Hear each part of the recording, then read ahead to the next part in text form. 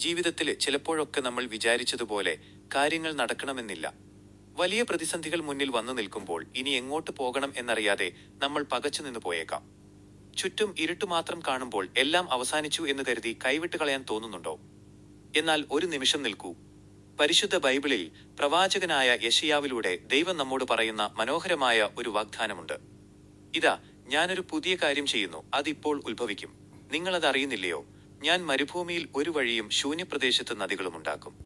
എത്ര ശക്തമായ വാക്കുകളാണല്ലേ!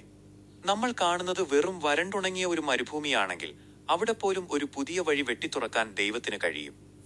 നിങ്ങളുടെ കരിയറോ പഠനമോ ജീവിത സാഹചര്യങ്ങളോ എന്തുമാകട്ടെ, ഇന്ന് നിങ്ങൾ അനുഭവിക്കുന്ന ശൂന്യതയ്ക്ക് വലിയൊരു മാറ്റം വരാൻ പോകുന്നു എന്നാണ് ഈ വചനം നമ്മെ ഓർമ്മിപ്പിക്കുന്നത്. ഒരു വാതിലടയുമ്പോൾ അതിനേക്കാൾ വലിയ മറ്റൊരു വാതിൽ നിങ്ങൾക്കായി തുറക്കപ്പെടുന്നുണ്ട്. അതുകൊണ്ട് നിരാശപ്പെടരുത്. തോറ്റുകൊടുക്കാനല്ല, ചരിത്രം കുറിക്കാനാണ് നിങ്ങൾ ജനിച്ചത്.